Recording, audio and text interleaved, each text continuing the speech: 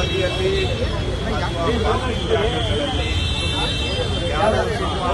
ವಾಹನಗಳನ್ನು ಬಿಟ್ಬಿಟ್ಟಿದ್ದಾರೆ. ಅಂದರೆ ಬೀಡಾಡಿ ವಾಹನಗಳು, ಅಬಂಡೆಂಟ್ ವೆಹಿಕಲ್ಸ್, ಇವುಗಳನ್ನು ತೆರವು ಮಾಡಬೇಕು ಅಂತ ನಾನು 15 ದಿನಗಳ ಹಿಂದೆನೇ ಜನಗಳಿಗೆ ಮನವಿ ಮಾಡಿದ್ದೆ ಮತ್ತು ಎಚ್ಚರಿಕೆಯನ್ನು ಕೂಡ ಕೊಟ್ಟಿದ್ದೆ. ಆದರೂ ಜನ ಅವರ ಗಾಡಿಗಳನ್ನು ರಸ್ತೆಗಳಲ್ಲಿ, ಫುಟ್ಪಾತ್ಗಳಲ್ಲಿ ಎಲ್ಲಂದ್ರೆ ಅಲ್ಲೇ ಬಿಟ್ಟು ಇದರಿಂದ ಸಾರ್ವಜನಿಕರು ಓಡಾಡೋದಕ್ಕೂ ತೊಂದರೆ ಮಾಡ್ತಾ ಇದ್ದಾರೆ. ಅಷ್ಟೇ ಅಲ್ಲ, ಜನಗಳಿಗೆ ಸೇರಿದ ಜಾಗವನ್ನು ಅವರು ಅತಿಕ್ರಮಣ ಮಾಡಿಕೊಂಡಿದ್ದಾರೆ ಸ್ವಂತಕ್ಕೆ. ಮತ್ತು ಈ ವಾಹನಗಳು ನಾವು ಇದು ತಿಂಗಳುಗಟ್ಟಲೆ ಇಲ್ಲೇ ಬಿಟ್ಟು ಹೋಗಿರ್ತಾರೆ, ಯಾರಿಗೆ ಸೇರಿತು ಅಂತ ಗೊತ್ತಿಲ್ಲ. ಅದರಿಂದ ಬೆಂಗಳೂರಿಗೆ ಜನಕ್ಕೆ ಓಡಾಡೋದಕ್ಕೂ ಕಷ್ಟ. ಮತ್ತೆ ಸಾರ್ವಜನಿಕರಿಗೆ ಸೇರಿದ ಜಾಗ ಅವರು ಸ್ವಂತಕ್ಕೆ ಅತಿಕ್ರಮಣ ಮಾಡಿಕೊಳ್ಳೋದು ಕೂಡ ಕಾನೂನು ಉಲ್ಲಂಘನೆ. ಇದಲ್ಲದೆ ಎಲ್ಲಂದ್ರೆ ಅಲ್ಲಿ ಗಾಡಿಗಳನ್ನ ಬಿಟ್ಟು ಆಕ್ಸಿಡೆಂಟ್ಗಳು ಆಗ್ತವೆ. ಆಮೇಲೆ ನೋಡೋದಕ್ಕೂ ಕೂಡ ಬೆಂಗಳೂರು ಅಸಹ್ಯವಾಗಿ ಕಾಣಲಿಕ್ಕೆ ಇದು ಒಂದು ಕಾರಣ. ನಾನು ಕಳೆದ 15 ದಿನಗಳ ಹಿಂದೆನೆ ಇದನ್ನ ಸಾರ್ವಜನಿಕವಾಗಿ ನಾವು ಎಚ್ಚರಿಕೆಯನ್ನು ಕೊಟ್ಟಿದ್ವಿ. ಈ ಬೀಡಾಡಿ ಗಾಡಿಗಳನ್ನು ನಾವು ನಿರ್ಮೂಲನೆ ಮಾಡೋ ಕಾರ್ಯಾಚರಣೆ ಮಾಡ್ತೇವೆ ಅಂತ. ಆದರೂ ಕೂಡ ಜನ ಏನು ಅದಕ್ಕೆ ಕ್ಯಾರೆ ಇಲ್ಲ ಅನ್ನೋ ರೀತಿಯಲ್ಲಿ ಗಾಡಿಗಳನ್ನ ಅಲ್ಲೇ ಬಿಟ್ಟಿದ್ದಾರೆ. ಪೊಲೀಸ್ ಇಲಾಖೆಯವರು ಈ ರೀತಿಯಾಗಿ ಸುಮಾರು 1581 ವೆಹಿಕಲ್ಸ್ ರಸ್ತೆ ಬದಿಯಲ್ಲಿ ಈ ರೀತಿ ಬಿಟ್ಟಿರುವಂತಹದನ್ನು ಅವರು ಈಗಾಗಲೇ ಗುರುತಿಸಿದ್ದಾರೆ. ಅದು ಸಂಪೂರ್ಣ ಪಟ್ಟಿ ಅಂತ ನಾನು ಹೇಳಲಿಕ್ಕೆ ಹೋಗೋದಲ್ಲ, ಬಹುಶಃ ಅದರ ಸಂಖ್ಯೆ ಇನ್ನೂ ಹೆಚ್ಚಿಗೆ ಇದೆ. ಅಂತ ಗುರುತಿಸಿರುವಂತಹ ವೆಹಿಕಲ್ಸ್ ಈಗ ಇವತ್ತಿಂದ ನಾವು ಅದಕ್ಕೆ 1 ವಾರದ ನೋಟಿಸ್ ಅನ್ನು ಅಂಟಿಸ್ತಾ ಇದ್ದೇವೆ. 1 ವಾರದ ನೋಟಿಸ್ ಅಂಟಿಸ್ತಾ ಇದ್ದೇವೆ. ಜಂಟಿ ಕಾರ್ಯಾಚರಣೆ GBA, ಕಾರ್ಪೊರೇಷನ್ಸ್ ಹಾಗೂ ಪೊಲೀಸ್ ಇಲಾಖೆ ಈ ನೋಟಿಸ್ ಅನ್ನು ಅಂಟಿಸಿ 1 ವಾರ ಅವರಿಗೆ ಸಮಯಾವಕಾಶ ಇರುತ್ತೆ. ಬಹುಶಃ ನಾವೊಂದು 500,000 ರೂಪಾಯಿ ಅಷ್ಟೇ ಅದಕ್ಕೆ ಸದ್ಯಕ್ಕೆ ಪೆನಲ್ಟಿ ಇದೆ ಕಾನೂನಲ್ಲಿ. ಅಷ್ಟು ಪೆನಲ್ಟಿ ಕಟ್ಟಿಬಿಟ್ಟು ಅವರು ಬೇಕಾದರೆ ಗಾಡಿಯನ್ನು ಎತ್ಕೊಂಡು ಹೋಗ್ಬೋದು 1 ವಾರದವರೆಗೆ. 1 ವಾರದಲ್ಲಿ ಅವರು ಗಾಡಿ ತಗೊಳ್ಳಿಲ್ಲ ಅಂತ ಹೇಳಿದ್ರೆ ನಾವು ಅದನ್ನು ಇಲ್ಲಿಂದ ಟೋಯಿಂಗ್ ಮಾಡಬೇಕಾಗುತ್ತೆ. ಟೋಯಿಂಗ್ ಮಾಡಿದ ಮೇಲೆ ಅದಾದ ನಂತರನೂ ಕೂಡ ಅವ್ರಿಗೆ ಸಮಯ ಇರುತ್ತೆ, ಬಂದು ಅವರು ಟೋಯಿಂಗ್ ಚಾರ್ಜಸ್ಸು ಪೆನಲ್ಟಿ ಕಟ್ಟಿಬಿಟ್ಟು ಗಾಡಿಯನ್ನು ತಗೊಳ್ಬೋದು. ಇಲ್ಲ ಅಂತ ಹೇಳಿದ್ರೆ ಟೋಯಿಂಗ್ ಮಾಡಿದ ಮೇಲೆ ನಾವು ಅದನ್ನು ಪೇಪರಲ್ಲಿ ಒಂದು ನೋಟಿಸ್ ಕೊಟ್ಟು 15 ದಿನ ಕಾದು ಆನಂತರ ಅವುಗಳನ್ನು ಆಕ್ಷನ್ ಮಾಡ್ತೇವೆ. ಅದನ್ನ ಆಕ್ಷನಲ್ಲಿ ಯಾರು ಬೇಕೋ ಪಾರ್ಟಿಸಿಪೇಟ್ ಮಾಡಿ ಅದನ್ನು ಆಕ್ಷನಲ್ಲಿ ಕೊಂಡ್ಕೊಳ್ಬೋದು.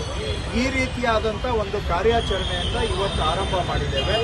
ಇವತ್ತು ನೋಟಿಸನ್ನು ಅಂಟಿಸಿ ಆ ವೀಲ್ಗೆ ನಾವು ಲಾಕನ್ನು ಹಾಕಿದ್ದೇವೆ. ಅವರು ಗಾಡಿಯನ್ನು ತೆರವು ಮಾಡಲಿಕ್ಕಾಗೋದಿಲ್ಲ ಅಂತ ನಾನು ಪೊಲೀಸ್ ಇಲಾಖೆಯವರಿಗೆ ಹೇಳಿದ್ದೇನೆ.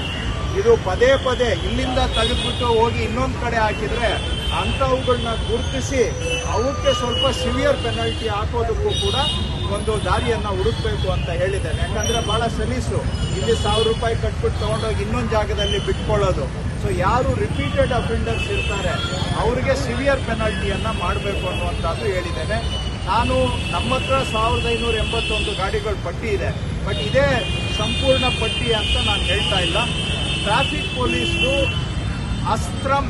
ಅಸ್ತ್ರಂ ಅಂತ ಒಂದು ಆ್ಯಪ್ ಇದೆ. ಆ ಅಸ್ತ್ರಂ ಆ್ಯಪ್ನಲ್ಲಿ ಸಾರ್ವಜನಿಕರು ಕೂಡ ಇಂತಹ ಬೀಡಾಡಿ ವಾಹನಗಳನ್ನು ಟ್ರಾಫಿಕ್ ಪೊಲೀಸ್ಗೆ ರಿಪೋರ್ಟ್ ಮಾಡಬಹುದು.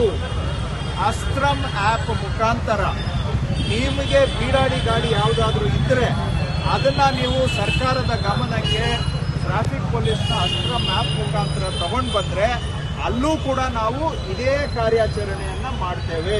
ಅವರಿಗೆ ನೋಟಿಸ್ ಅಂಟಿಸ್ತೇವೆ, ಆ ಗಾಡಿಗೆ 1 ವಾರ ಕಾದು ನೋಡ್ತೇವೆ. ಅವ್ರು 1 ವಾರದಲ್ಲಿ ರೀಕ್ಲೈಮ್ ಮಾಡಲಿಲ್ಲ ಅಂತ ಹೇಳಿದ್ರೆ ಅವನ್ನೂ ಕೂಡ ನಾವು ಟೋವಿಂಗ್ ಮಾಡ್ತೇವೆ. ಒಟ್ಟಾರೆ ಬ್ಯಾಂಗ್ಳೂರಲ್ಲಿ ಸುಧಾರಣೆ ಆಗಬೇಕು.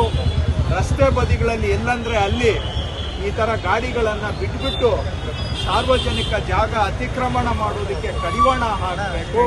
ಪಾದಾಚಾರಿಗಳಿಗೆ ಆಗ್ತಕ್ಕಂಥ ಅಡಚಣೆಯನ್ನು ಕಡಿಮೆ ಮಾಡಬೇಕು.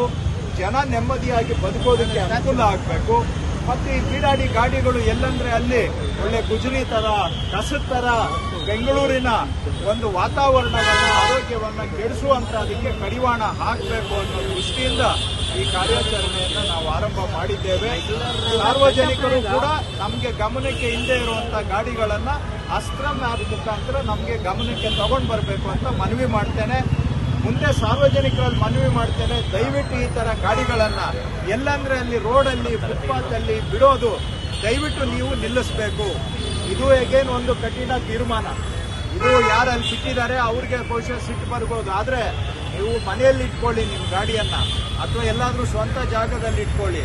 ಅದನ್ನ ಬಿಟ್ಬಿಟ್ಟು ರೋಡ್ ಸಿಕ್ಕಿದೆ ಅಂತೇಳಿ ಎಲ್ಲಂದ್ರೆ ಅಲ್ಲಿ ನೀವು ಗಾಡಿ ಬಿಸಾಕೋದಿಕ್ಕೆ ರೋಡು ಏನು ಒಂಥರ ಗುಜರಿ ಜಾಗ ಅಲ್ಲ. ರೋಡು ಸಾರ್ವಜನಿಕರಿಗೆ ಸೇರಿದ್ದು, ಸಾರ್ವಜನಿಕರ ಸ್ವತ್ತು, ಅದನ್ನ ನಾವೆಲ್ಲರೂ ಕೂಡ ಗೌರವಿಸಬೇಕು ಅಂತ ನಾನು ಮನವಿ ಮಾಡ್ತೇನೆ. ನಮ್ಮ ಕಾರ್ಯಕ್ರಮಗಳನ್ನ ನೀವು ನೋಡ್ತಾ ಇದ್ರೆ ನಮ್ಮ ಚಾನೆಲ್ ಅನ್ನ ಸಬ್ಸ್ಕ್ರೈಬ್ ಮಾಡಿ, ಪಕ್ಕದ ಬೆಲ್ ಐಕಾನ್ ಒತ್ತಿ ನಮ್ಮನ್ನ ಬೆಂಬಲಿಸಿ. ಹಾಗೆ ನಮ್ಮ ಕಾರ್ಯಕ್ರಮಗಳನ್ನ ಲೈಕ್ ಮಾಡಿ, ಕಮೆಂಟ್ ಮಾಡಿ, ಅದನ್ನ ಬೇರೆಯವರಿಗೂ ವಾಟ್ಸ್ಆಪ್ ಮೂಲಕ ಶೇರ್ ಮಾಡಿ. ನೀವು ಹೀಗೆ ಮಾಡಿದಾಗ ನಮ್ಮ ಚಾನೆಲ್ ಇನ್ನಷ್ಟು ಮತ್ತಷ್ಟು ಜನರಿಗೆ ತಲುಪಲು ನೀವು ನಮ್ಮೊಂದಿಗೆ ಸಹಕರಿಸಿದ ಹಾಗಾಗುತ್ತೆ. ಇದು ನೀವು ಯಾವುದೇ ಖರ್ಚಿಲ್ಲದೆ ಕೆಲವೇ